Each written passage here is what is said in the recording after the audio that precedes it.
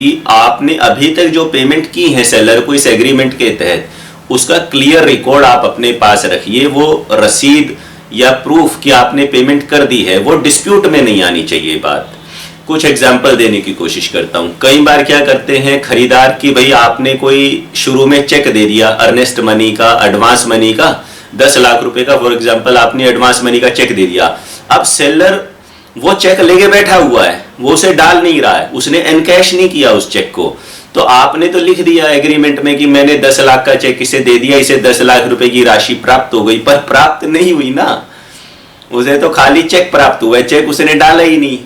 उसके अकाउंट में पैसे आए ही नहीं। कल को कोई और विवाद बढ़ेगा तो वो बोलेगा मुझे तो चेक मिला ही नहीं, या कुछ और भी कहानी बोलेगा, या चेक बाउंस हो गया जो आपने दिया था। ऐसी भी बात हो सकती है कि आपने चेक दिया पर वो बाउंस हो गया, दोबारा वो लेने के लिए तैयार नहीं हो रहा, उसके मन में डाउट पैदा हो गया, भाई ये कैसा बायर है, चेक दिया चेक बाउंस हो गया, भले ही वो कोई छोटी मोटी गलती की वजह से बाउंस हो गया हो।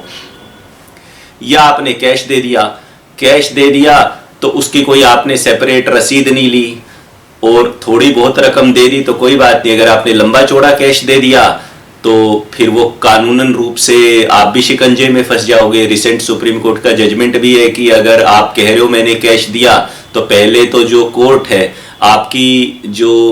ये कहना है आपका कि मैंने इसे इतने लाख रुपए कैश दे दिए, खास करके अगर वो 2 लाख से अधिक है तो इनकम टैक्स कमिश्नर को चिट्ठी लिख देगी कोर्ट कि भाई इस आदमी की जांच करो, ये कह रहा है कि मैंने 2 लाख से अधिक कैश दे दिया। तो इनकम टैक्स वाले और आपके पीछे लग जाएंगे,